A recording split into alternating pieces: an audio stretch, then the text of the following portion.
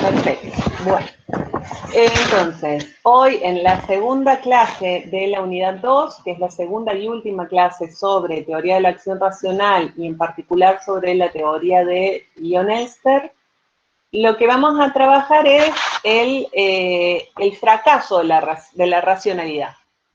O sea, ¿cuáles dice Elster o en qué circunstancias muestra Elster que la racionalidad tiene límites o encuentra sus límites?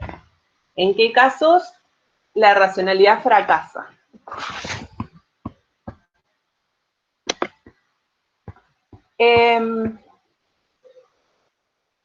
Y para hablar de los fracasos de la racionalidad, Elster van a ver que todos los tipos o los puntos en los que puede fracasar, o que Elster muestra que puede fracasar la racionalidad, tienen que ver con algunos de estos elementos que hemos mencionado, o con la información. Recuerdan que decía que la información tiene que ser, la cantidad de información tiene que ser óptima, ni demasiado poca, o tiene que ver con las creencias, que decimos también las creencias tienen que ser óptimas dada la información de la que se dispone, o tiene que ver con los deseos. Elster habla también de deseos racionales, ya vamos a ver. Entonces, también puede haber deseos que no sean racionales, que sean irracionales. Y en lo que tiene que ver con el fracaso de la racionalidad, Elster también va a hablar de la voluntad, de cuándo ¿cómo decir? Como si toda la evaluación a nivel consciente racional se hiciera bien, ¿no? De la manera adecuada, entonces reuniera el conjunto óptimo de pruebas y en eso se basaran las creencias sobre las oportunidades y se entendiera, por lo tanto, cuál es el mejor medio para alcanzar los deseos que además serían racionales, pero lo que falla es la voluntad. Entonces, ahí introduce Elster otro elemento más a considerar en el fracaso de la racionalidad. Bien. Vamos a ver.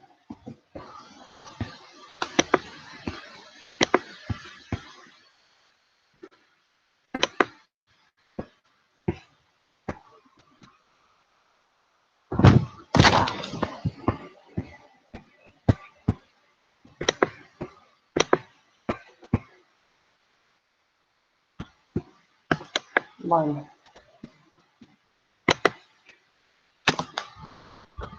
Vamos a ver si les puedo compartir esto y si no, seguimos sin ayuda.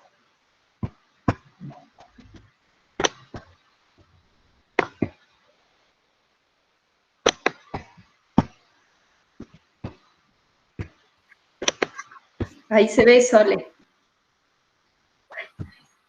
Perfecto. Buenísimo, gracias, Nati. Se ve chiquito igual, ¿no? Ahí está mejor. Ahí vamos. Sí, está como todo muy lento. Sí. Ahí va. Bueno, un primer punto para hablar del fracaso de la racionalidad tiene que ver con lo que Elster llama la indeterminación por incertidumbre. Esto es lo que yo les decía, que tiene que ver con la cantidad de pruebas, la cantidad de información o de evidencias que he logrado acumular, digamos, cuáles son los elementos de juicio que tengo para tomar la decisión racional, para elegir cuál es la mejor opción que tengo.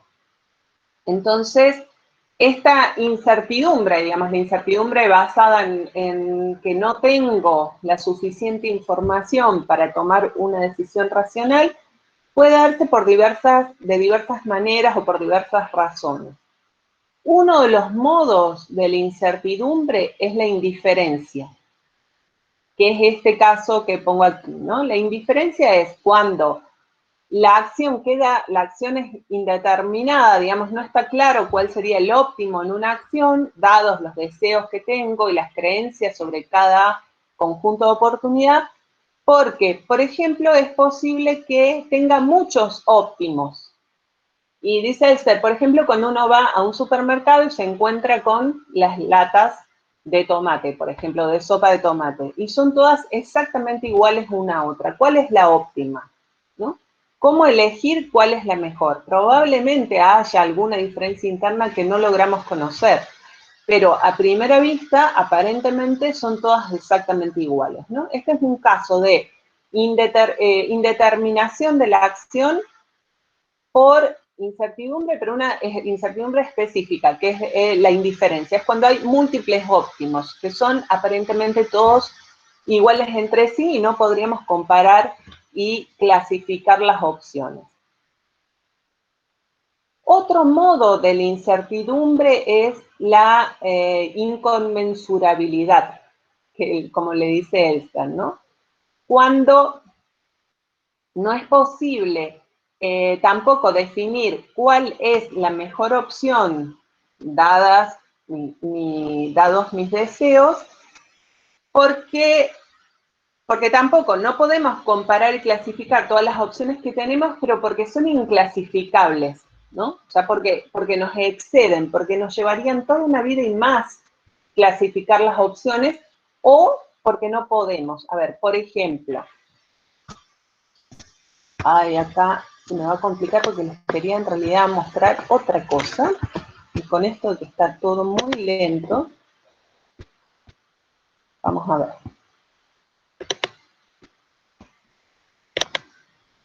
Uno de los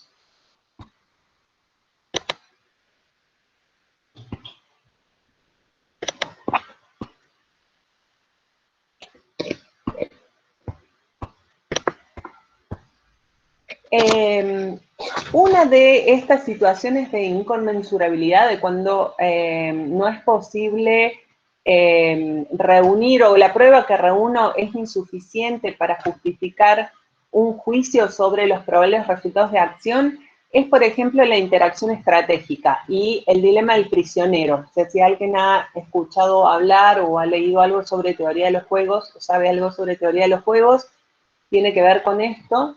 Y para eso yo les quería recomendar esta peli. ¿La están viendo ahora o no? ¿O no le puse compartir? Yo no le puse compartir. Qué bien. Ahí. Ahí sí. La de Una mente brillante o Una mente maravillosa, creo que es la traducción en español, sobre Nash, matemático que justamente desarrolla la teoría de los juegos. Hay una escena que además está recortada, o sea, si ven toda la peli está buenísima igual, pero pueden ver en particular esta escena. Yo la encontré con este título de buscador, digo, El equilibrio de Nash, lección sencilla de economía, como parte de Una mente maravillosa.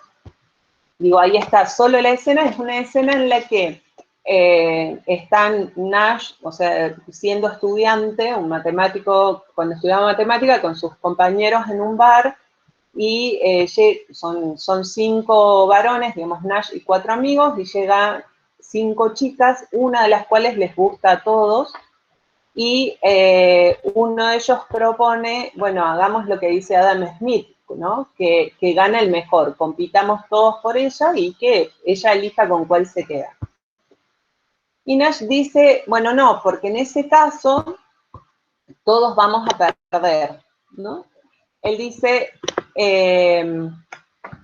vamos a ir y nos va a ir rebotando a cada uno, entonces cuando nos rebote vamos a buscar a sus amigas, y sus amigas, a nadie le gusta ser la segunda, las amigas también nos van a rechazar, entonces nadie va a obtener el óptimo, ¿no?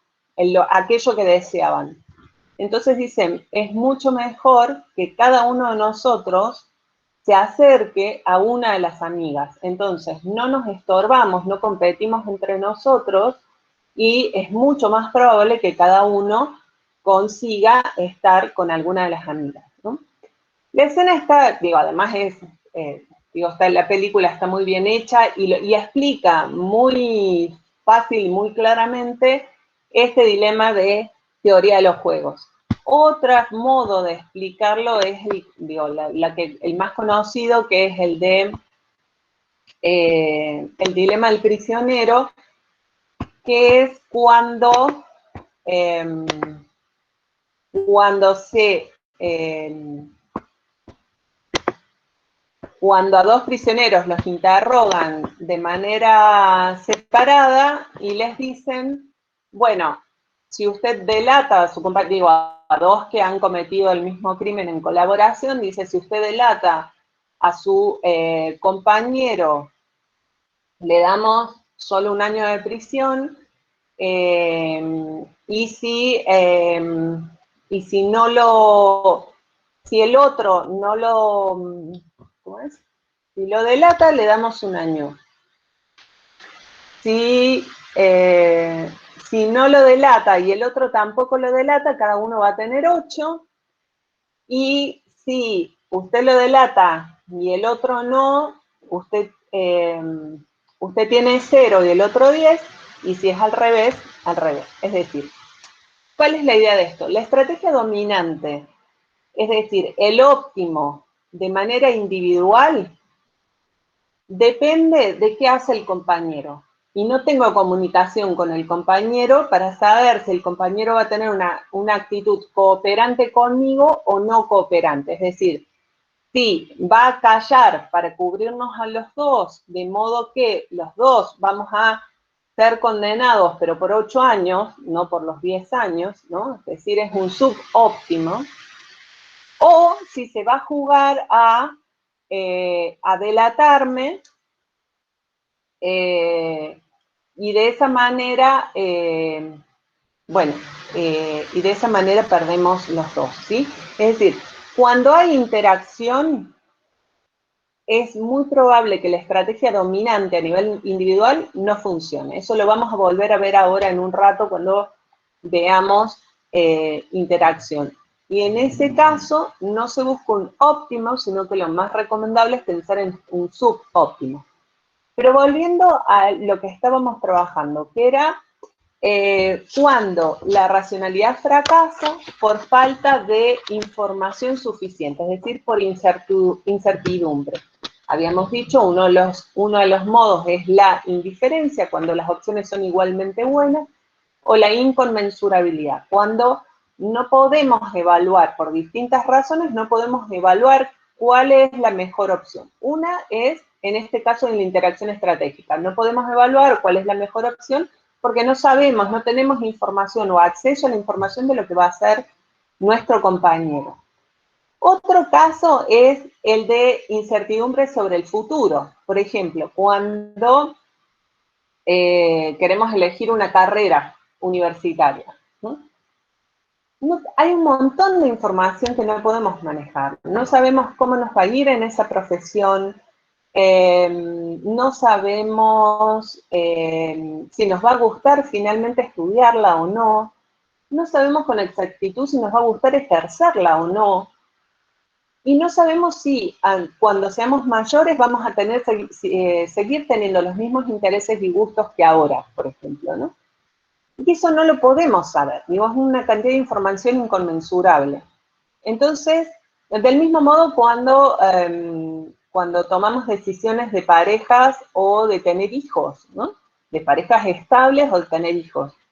No sabemos muchísimas cosas. Hoy podemos llevarnos muy bien, pero no sabemos a futuro cómo va a ser esa persona con la que elijo estar cuando sea grande, cómo voy a ser yo cuando sea grande, qué deseos voy a tener o no, entre un montón de otras cosas.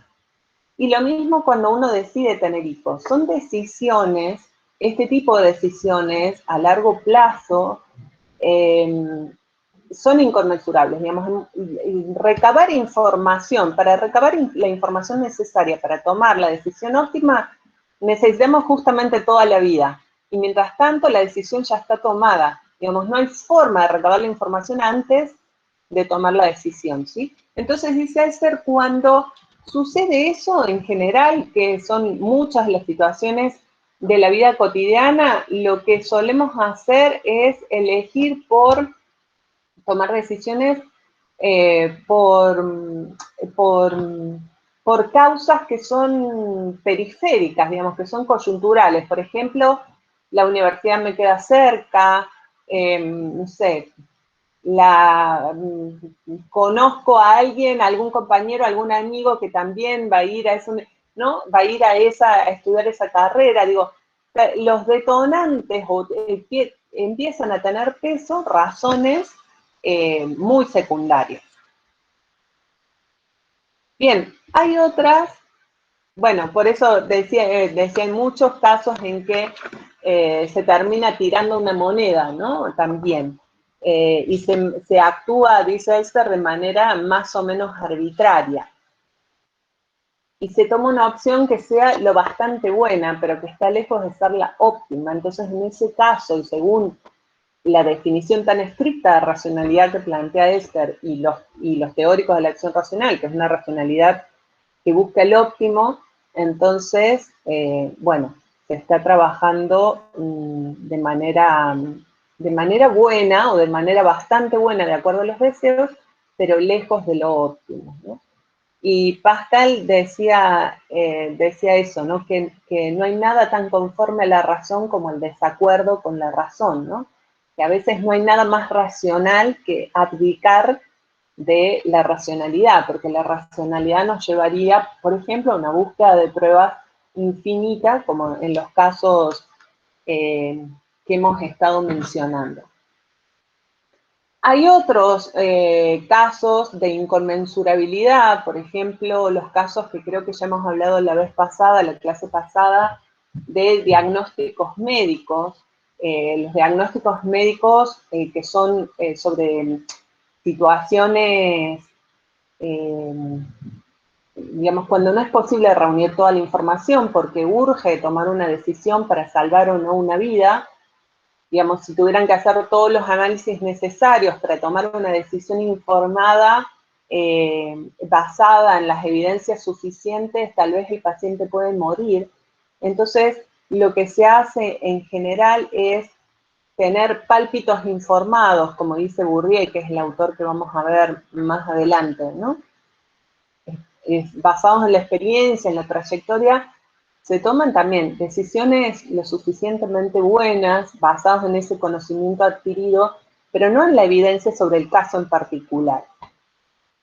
Y otro caso que también hemos visto en la clase pasada, que también vendría en esta línea de incertidumbre por inconmensurabilidad de la información, es cuando hay situaciones nuevas y urgentes, como en los casos de catástrofes, digo, naturales o provocadas, no sé, desde el atentado a la AMIA hasta naufragios, hasta terremotos, digamos, donde las situaciones son inciertas, las potenciales víctimas son demasiadas, la ayuda es escasa, también son casos en que se toman decisiones lo suficientemente buenas, ¿no? Que en general, además, cuando se establecen, vienen todos los protocolos, hay protocolos de acción que implican acciones estereotipadas, ¿no? Hay que hacer esto, esto y esto en tal situación, pero porque si hubiera que tomar una resolución en cada caso en particular basado en evidencia, en información, nos llevaría muchísimo tiempo y se perdería la oportunidad de actuar, ¿no? Digo, hasta aquí con este primer punto, los fracasos de la racionalidad cuando tienen que ver con los deseos. Bueno, cuéntenme cómo vamos hasta acá.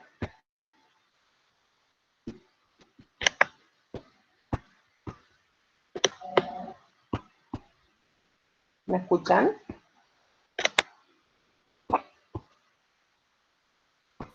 Sí, se escucha. ¿Cómo vamos?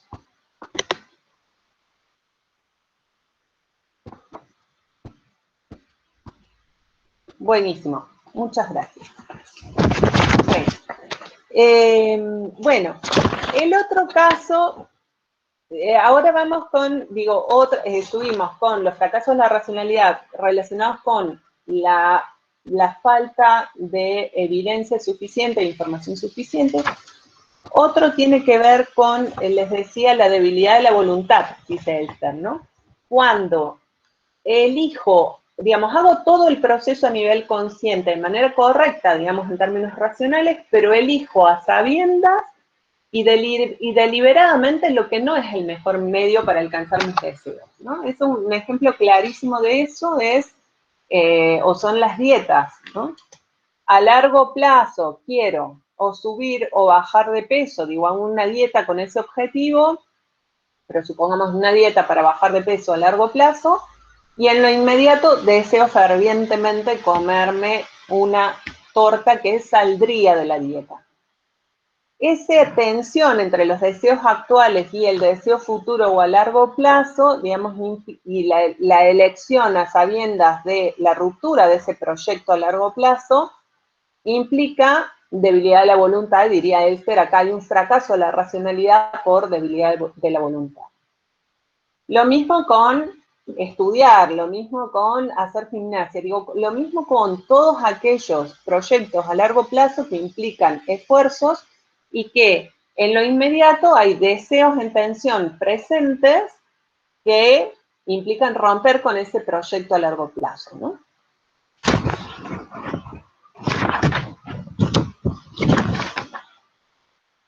Un tercer elemento, no sería un elemento, digamos, un tercer eje analítico, tercer punto del análisis para pensar el fracaso de la racionalidad son lo que Elster llama creencias irracionales.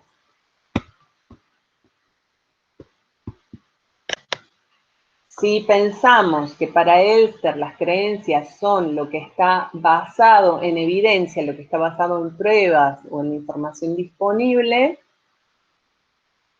las creencias irracionales pueden tener que ver o bien con que las creencias son subvertidas por las pasiones, ¿no?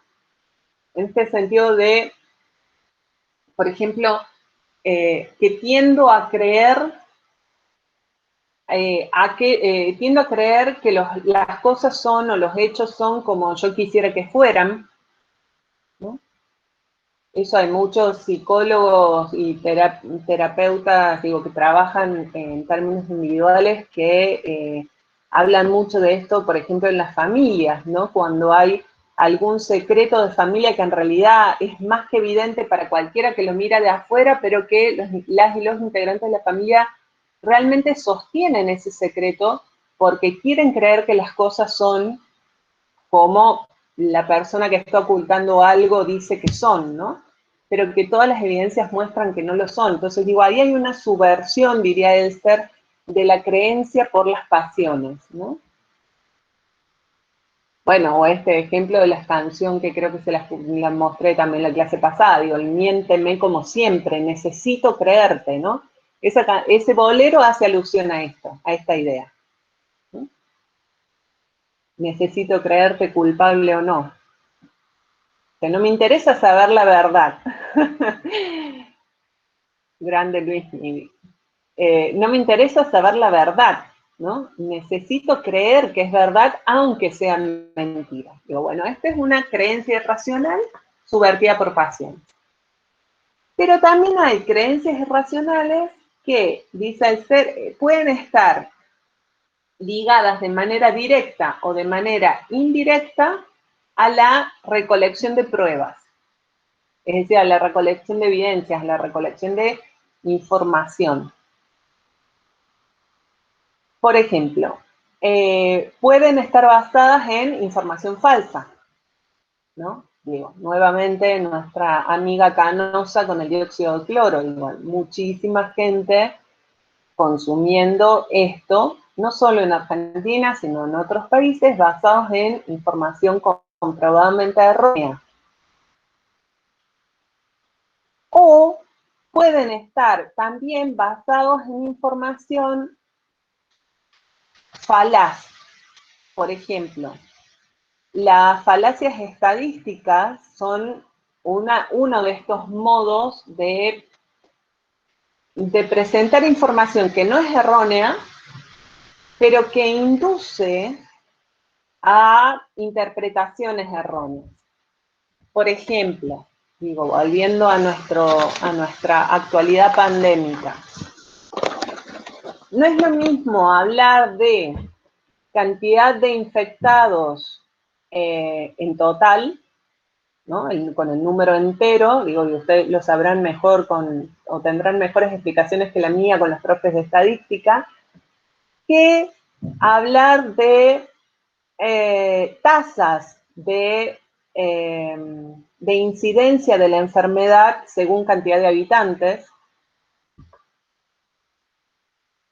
Y no es lo mismo hablar de las tasas de mortalidad que las de letalidad, digamos, no es lo mismo hablar de cantidad de muertos por una enfermedad sobre la cantidad total de habitantes de un país, que hablar sobre la cantidad de fallecidos sobre la cantidad de infectados o de enfermos, o de contagiados de un país, ¿sí? Todas estas variaciones nos inducen a interpretaciones diferentes, ¿sí? Bien, entonces, tomar decisiones racionales sobre solo uno de esos elementos puede inducirnos a una creencia irracional basada en esto que se llama falacias cognitivas, ¿no? Que tienen que ver con información que sí es correcta o puede ser verdadera, pero está presentada de modos engañosos. Bueno, ni hablar de, digo, esto es sumamente corriente en las elecciones, por ejemplo, ¿no? En los periodos electorales, ¿no? Con la presentación de las encuestas, por ejemplo. Se trabaja muchísimo en las creencias, o sea, se apuesta, digamos, de manera, en muchos casos deliberada en las campañas, para trabajar sobre las falacias cognitivas, es decir, se presenta información verdadera, pero presentada incompleta implica o puede implicar falacias cognitivas. Bien, también el uso de imágenes, ¿no? Digo, en el uso de imágenes también se trabaja mucho esto, no solo con estadísticas. Por ejemplo, cuando se sacan fotos de, no sé, de las manifestaciones desde abajo de las personas, digo, para mostrar, para que parezca que son muchos, no es lo mismo que sacarlas de arriba, cuando se muestra la cantidad de gente, o al revés, o quieren mostrar que no son muchos porque si las sacan de arriba se muestran cuadras y cuadras de gente atestada, ¿no? Con las imágenes también se puede trabajar mucho esta idea de la información falaz, la verdadera, pero presentada de manera falaz, ¿sí? Bien. El cuarto modo en que el ser piensa o plantea, muestra que puede fracasar la racionalidad es con deseos irracionales. Y acá cuando habla de los deseos irracionales es cuando uno de los momentos en que el ser hace más agua. Porque dice primero que los deseos irracionales serían los deseos como del ejemplo que di hace un rato, aquellos que están concentrados en el presente y de ese modo ponen en riesgo los deseos futuros, ¿no? Con los ejemplos que les daba de las dietas, el estudio, no sé, los proyectos de hacer gimnasia o entrenamientos a largo plazo.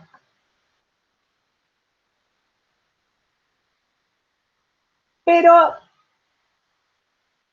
también podría pensarse que los deseos racionales son los que, dadas ciertas oportunidades, nos hacen tan felices como fuera posible. Ahora bien, ¿cómo definimos esa felicidad? Una de las formas de definirlo es si los deseos se ajustan al conjunto de oportunidades. Digo, como la zorra y las uvas, ¿no?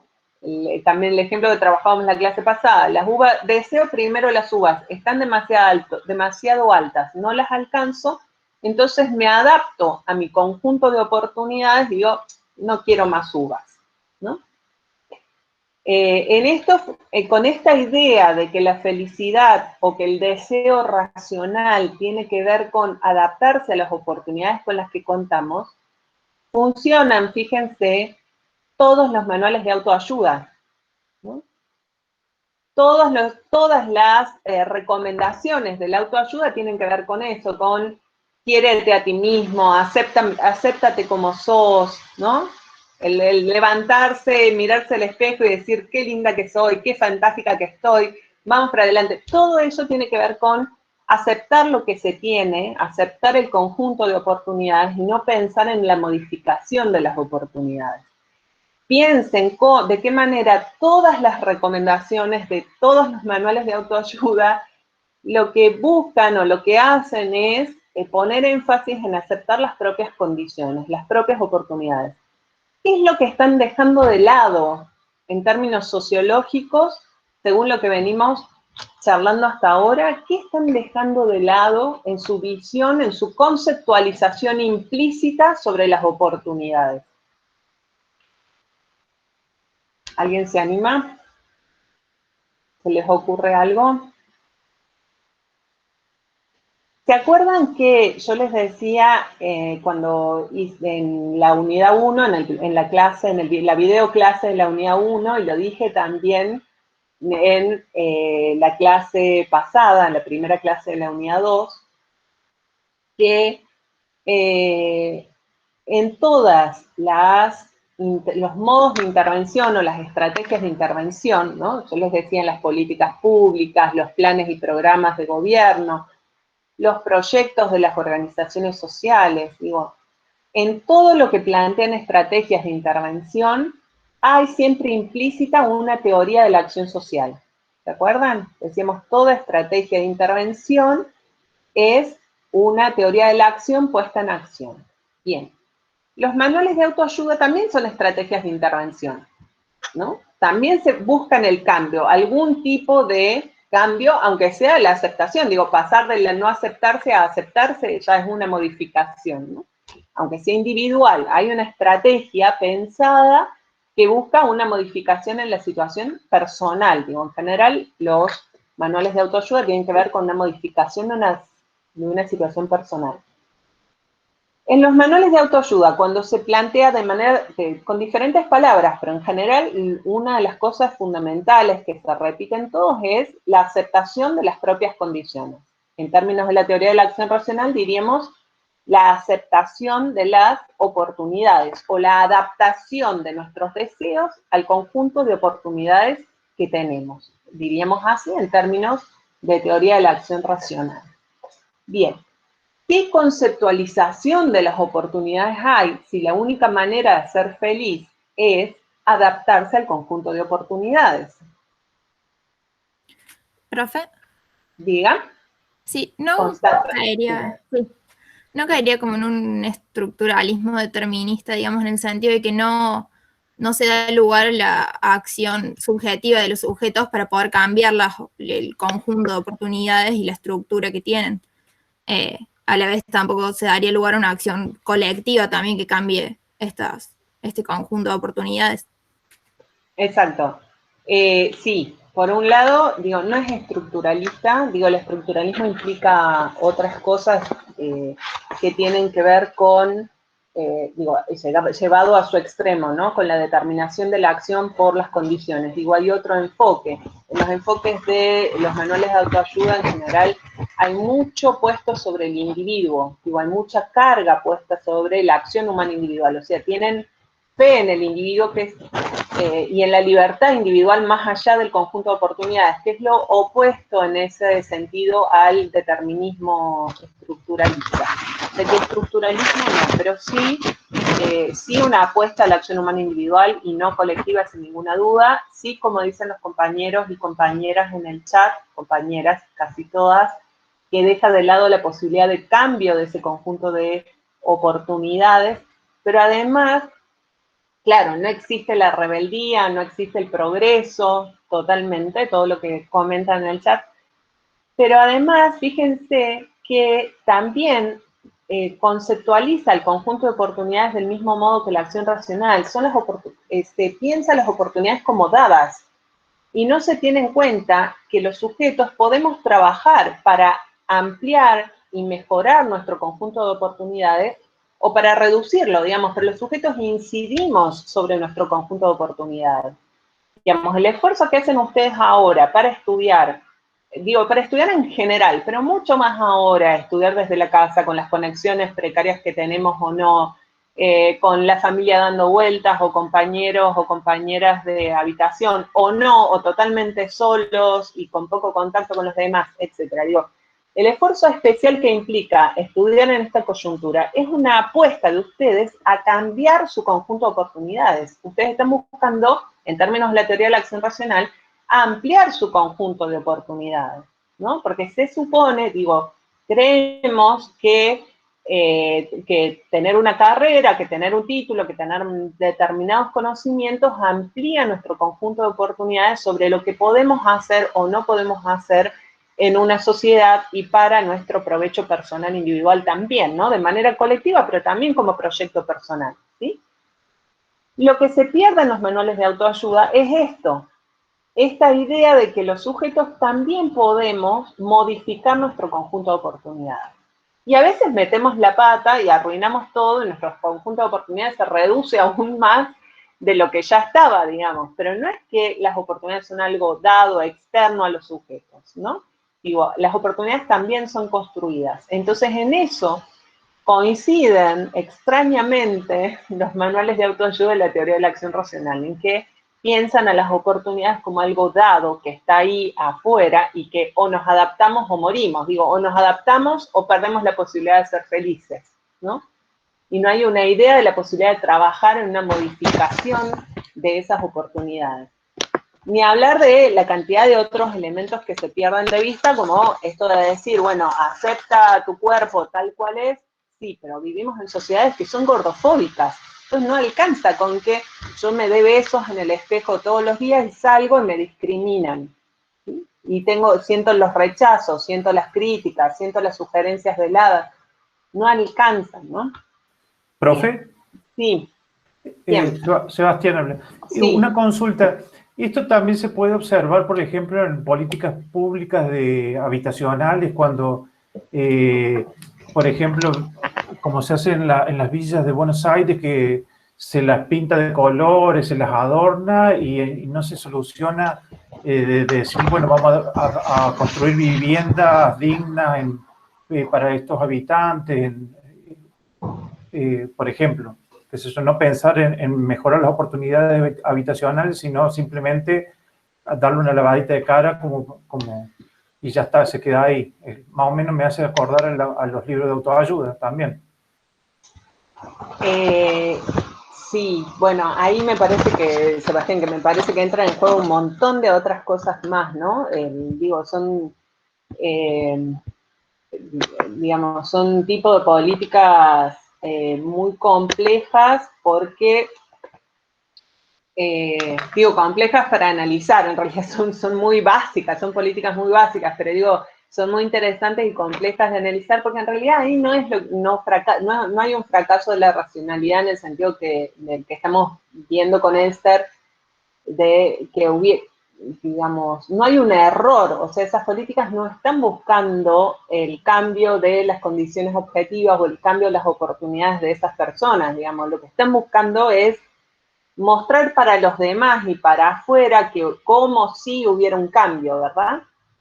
Entonces, digo, ahí fracasaría, digamos, se trataría de un fracaso de la racionalidad si buscaran el cambio de una manera errada.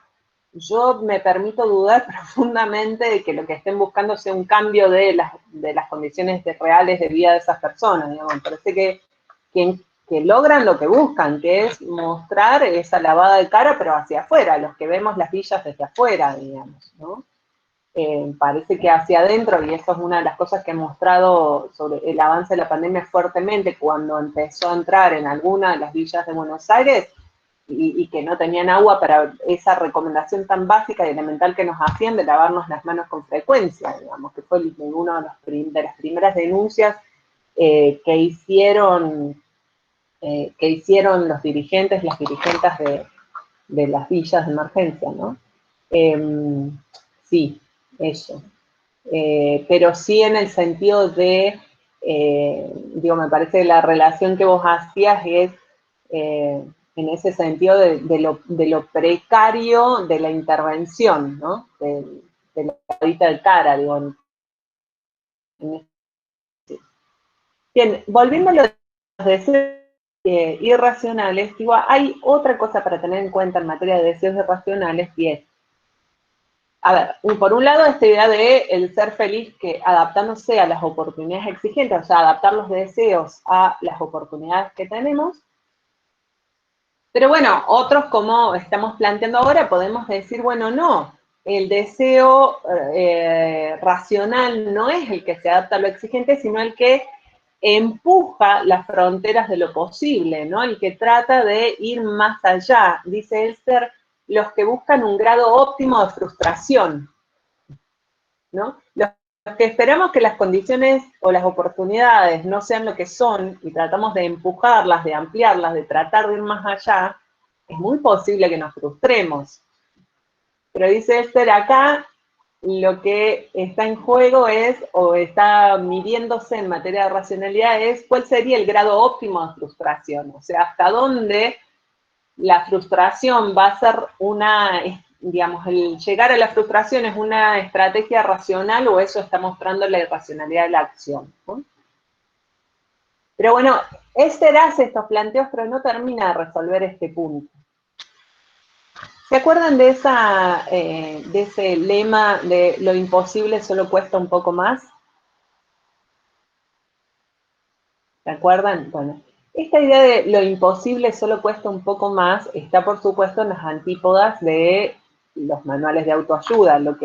Lo imposible solo cuesta un poco más lleva implícita esta idea de que los sujetos sí podemos intervenir en nuestro conjunto de oportunidades y modificarlos, ¿no? O sea, lo dado, lo posible hoy, pero hay también lo imposible, no deja de ser posible a futuro, ¿no? Solo cuesta más trabajo. Entonces, ¿cuál es el deseo racional? ¿El que se adapta a lo existente o el que busca ampliar las fronteras de lo existente? Bueno, Elster nos deja con la pregunta y no lo termina de resolver.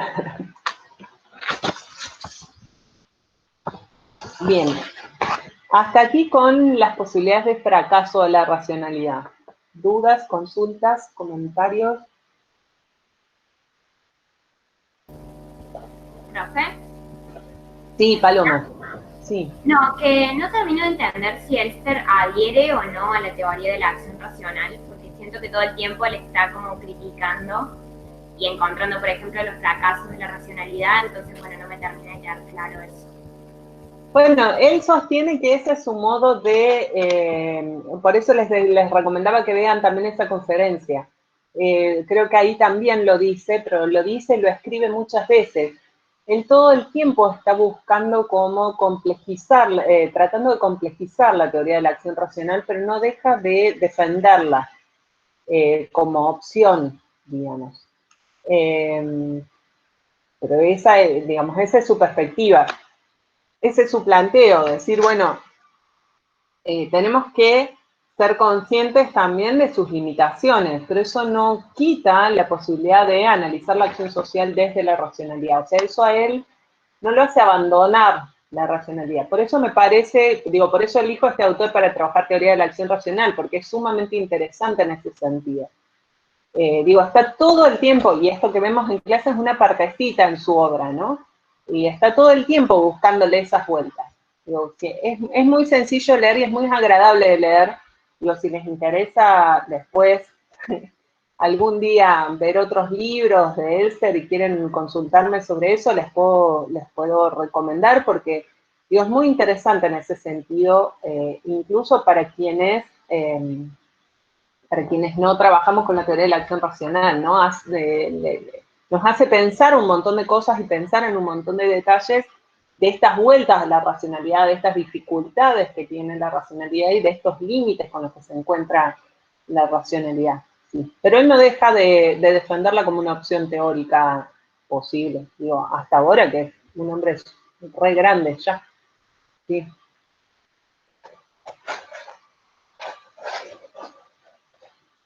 Claro, Gonzalo dice que eso también se nota que pasó con Parsons, digamos, que fue complejizando y tratando de tapar las lagunas argumentales o puntos contradictorios de su teoría. Sí, sin ninguna duda, y eso habla bien de los autores también, ¿no? Digamos, de que no defiendan las cosas como una fe, sino que están mostrando y argumentando todo el tiempo.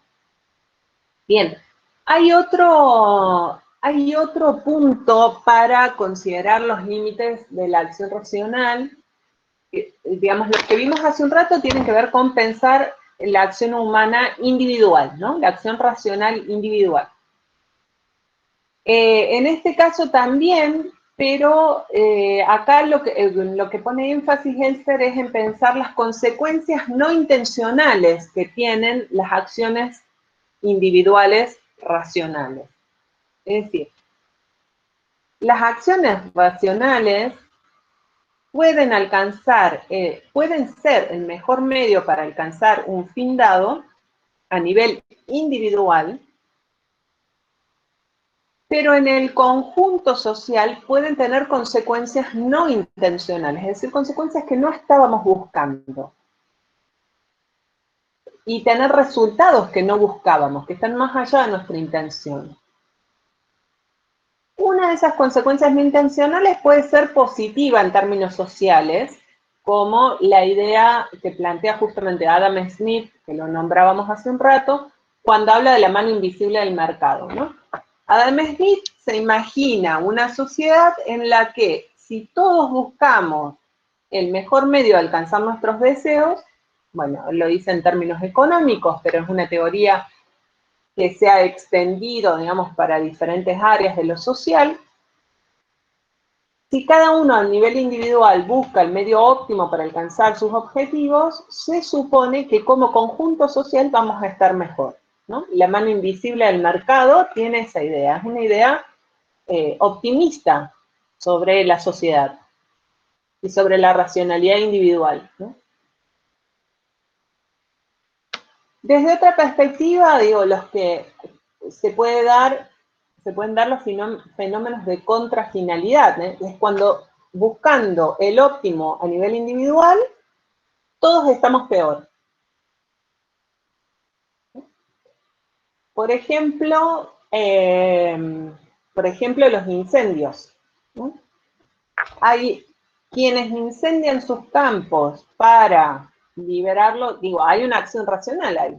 Se incendia el campo cuando hay una oportunidad y es que el pasto está seco y es la previa de la primavera cuando van a empezar a brotar y quiero sembrar y no quiero gastar tanto en desmalezar, que es mucho esfuerzo ir sacando de a uno, o usando maquinaria o personal para desmalezar, digo, previendo eso, hay una acción intencional, consciente, racional, individual. Cuando eso se desbanda, cuando eso es incontrolable, que es en muchísimos casos, por no decir en prácticamente todos, y cuando muchos más lo hacen también, todos estamos peor. ¿Sí? Hay más erosión del suelo, hay más dificultades de crecimiento, por lo tanto, de crecimiento de cualquier tipo de especie, incluso de las que se siembran. Hay rupturas de las cadenas ecológicas, también en los animales, entonces hay más posibilidades de que haya determinado tipo de plagas por los animales que ya no están controlados en las cadenas alimenticias. Ni hablar de los riesgos para vidas humanas, de los riesgos para las viviendas, etcétera. Otro ejemplo clásico son, y creo que lo contaba yo en la clase pasada, las corridas cambiarias, ¿no?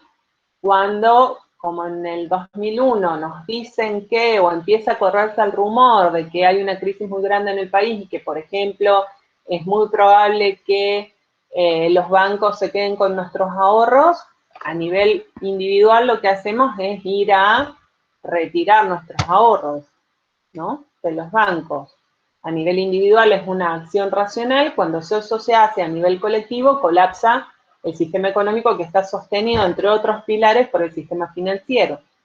Lo mismo con el abastecimiento, que creo que también es el ejemplo que usé en la clase pasada y que usa mucho Elster, ¿no? Cuando nos dijeron empieza la cuarentena y vamos todos al supermercado a buscar, no sé, como si fuera el fin del mundo para abastecernos, como si fuera que no va a haber más abastecimiento en los supermercados, y generamos el desabastecimiento que estábamos queriendo prevenir, ¿sí?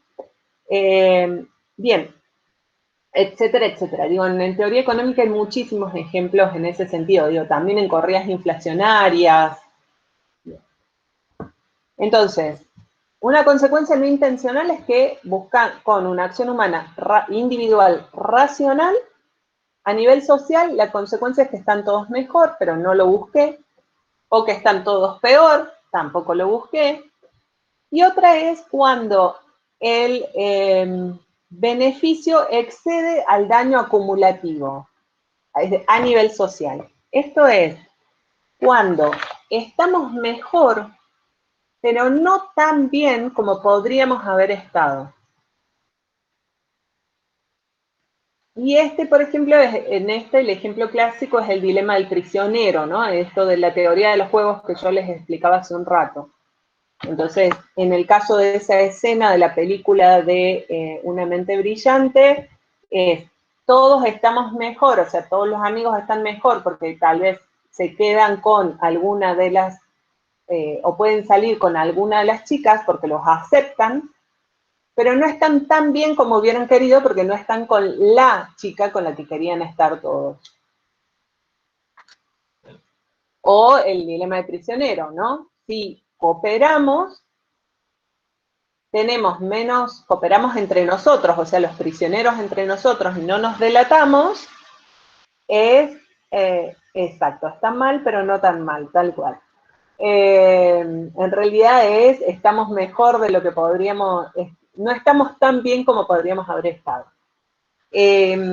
O digo, en el caso de los prisioneros si cooperamos entre nosotros y no nos delatamos, vamos a tener 8 años de prisión, vamos a estar mejor que si el compañero nos hubiera delatado y nosotros no, y yo no a él, porque yo iba a tener 10 años de prisión, entonces estamos mejor, pero estamos lejos del óptimo, que era tener 1 año de prisión si yo lo delataba a él y no él a mí, ¿sí?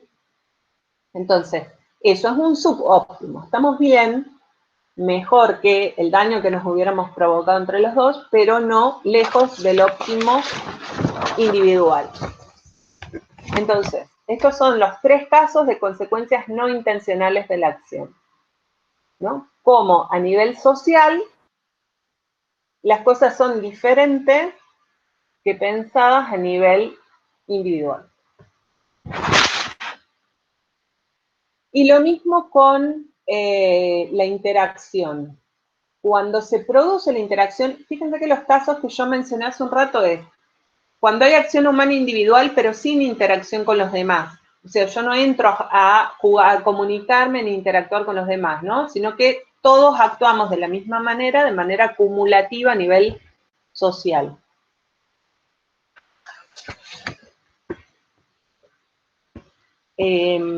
Valen, no entiendo tu pregunta porque me decís que te costó entender una frase, pero yo esa frase no la dije. Yo no hablé de espontaneidad.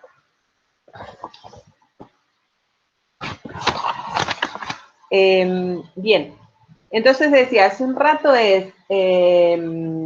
yo hablaba de acciones humanas individuales sumadas, digamos. O sea, todos actuamos de la misma forma, pero no interactuamos entre nosotros. Esther dice también,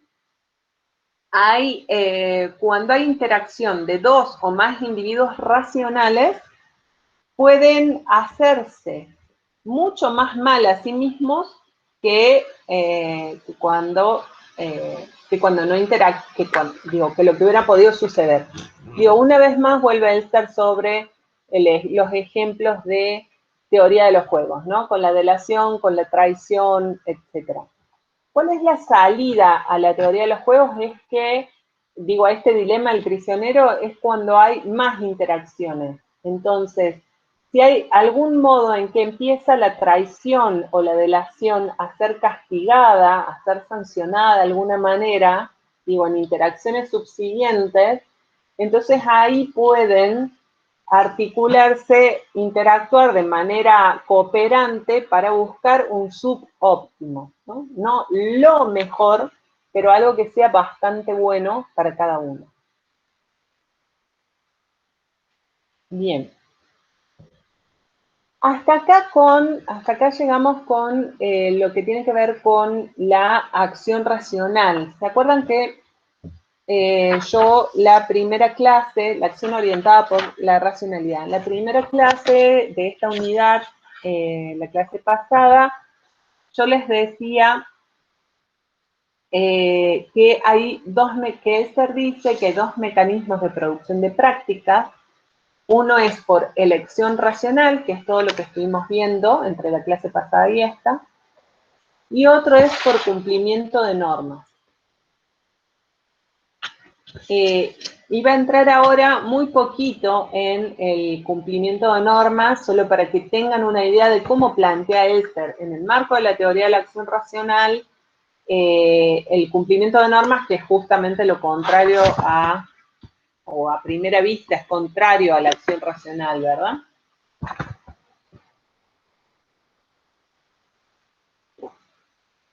¿Estamos hasta aquí con lo que venimos viendo? ¿Sí? ¿Les queda alguna duda? Buenísimo. Bien.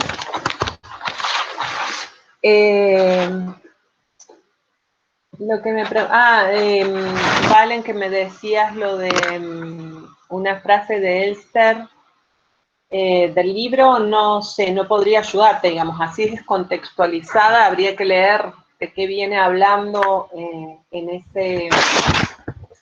ese fragmento, ¿sí? Así descontextualizada, no podría decirte. Me parece que hace alusión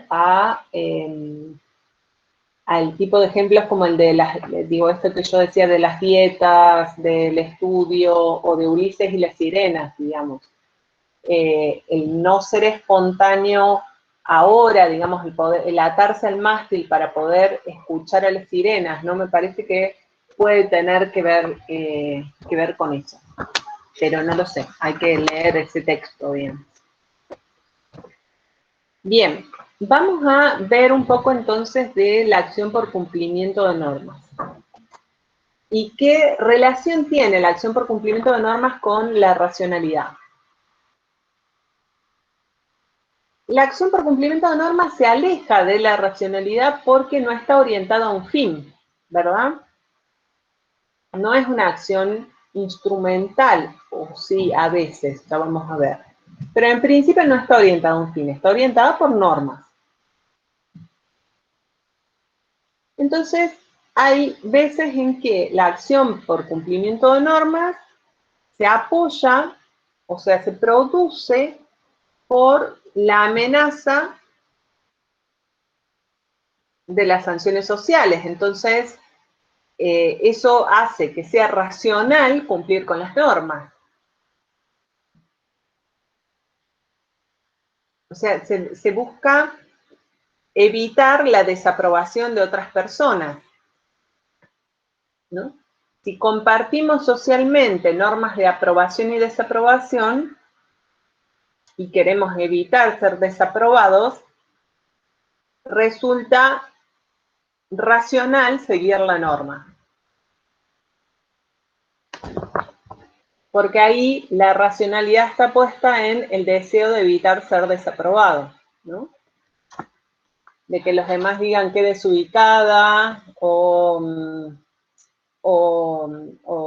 que, no sé, o qué peligrosa, como qué peligroso, ¿no? Cómo nos pone a los demás en riesgo, digo, lo que se dice ahora tan comúnmente.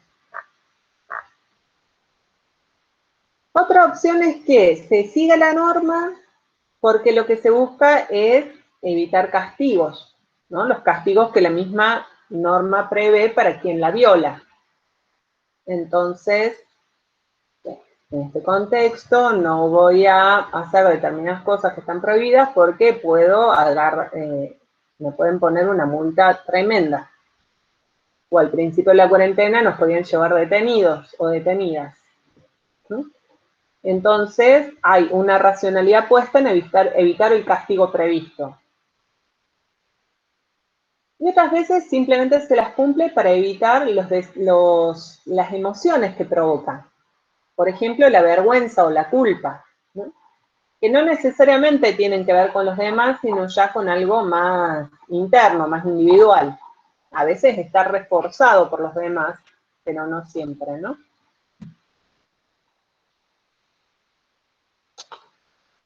Otro punto que interesante de la relación entre normas y racionalidad que plantea Elster es cuando las normas sí sirven a un fin ulterior.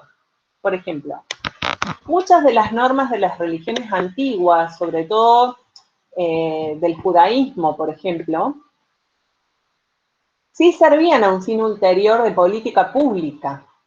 Por ejemplo, la norma religiosa de no comer cerdo se dictó en una época histórica en la que había muchísima triquinosis, es decir, la norma religiosa era una medida de salud pública. Que luego, digo, una vez controlada la triquinosis en otras poblaciones, en otros momentos históricos, digo, pierde ese origen instrumental que la norma sí tenía.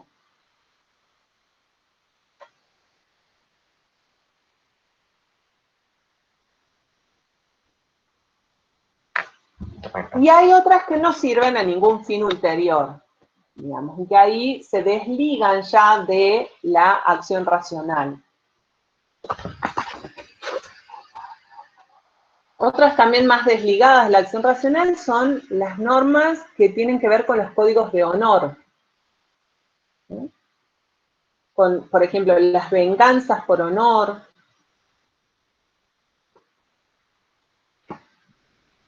Ahora, mi hijo adolescente me contaba, no sé, la historia de la familia del corsario negro, y parece que había un corsario rojo y un corsario de no sé qué otro color, pero es una historia de la búsqueda de venganza en la que se van muriendo todos los integrantes de la familia en esa búsqueda de venganza. ¿Sí? Entonces, no es racional seguir códigos de honor, pero se los sigue. Y no son pocas las culturas en las que todavía hoy se las sigue. Y otro, digamos, un último punto interesante que vuelve a conectar norma con racionalidad es cuando se invoca una norma social para racionalizar el interés propio, es decir, para encubrir el interés propio que sí es racional. Un ejemplo muy sencillo, por ejemplo, es, bueno, ¿quién quiere hablar? A ver, ¿y quién empieza? Las mujeres primero. Las mujeres primero es una norma social que también estaba ligada a cierta instrumentalidad, digamos, que cuando se concebía de las mujeres, los niños, los viejos, éramos los más débiles en una sociedad, las mujeres o los niños primero tenían que ver con proteger a los más débiles, eran los primeros a los que hay que proteger y salvaguardar, digamos, si hay un solo bote, hay que poner a las mujeres, los niños, los ancianos primero y los enfermos primero, los más débiles de la sociedad primero. Ese es el origen también instrumental de esa norma, ¿no? Pero cuando es quien quiere hablar y no quiero hablar yo primero, digo yo varón, no quiero hablar primero, la norma me puede servir para racionalizar y esconder un interés individual, ¿sí? Que sí es racional. Igual hay un uso estratégico y racional de la norma.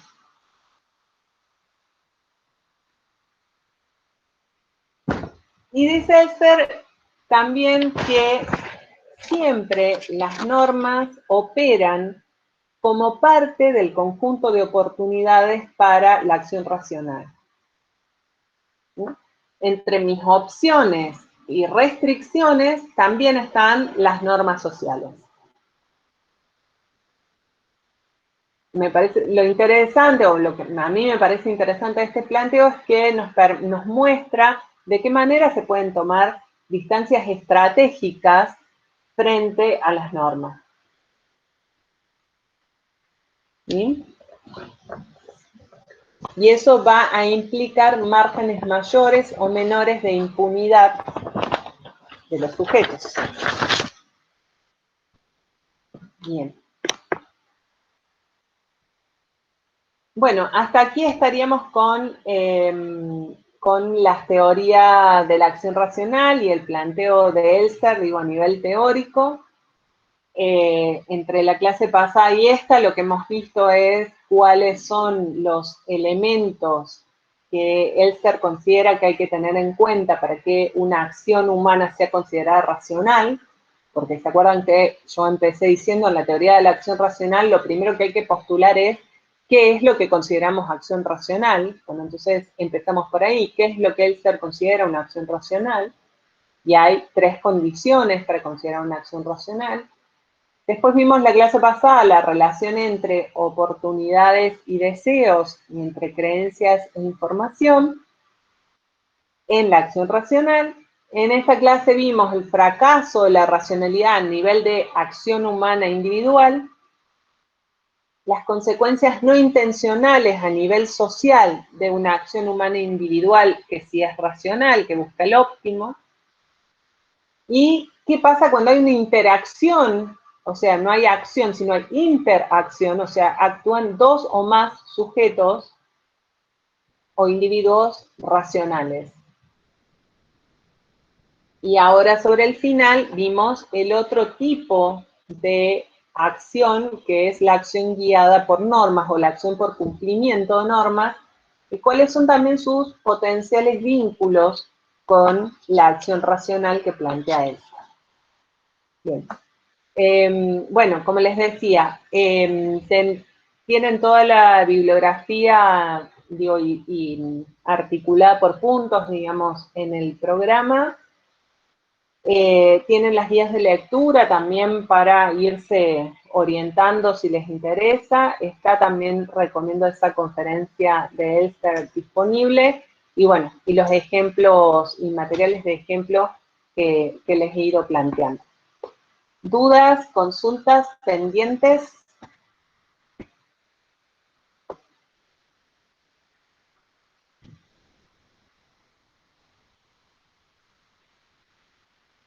¿Estamos bien hasta acá? Pipí, buenísimo. Bueno, entonces los dejo con la profe de prácticos. ¿Sí? Voy a detener la grabación.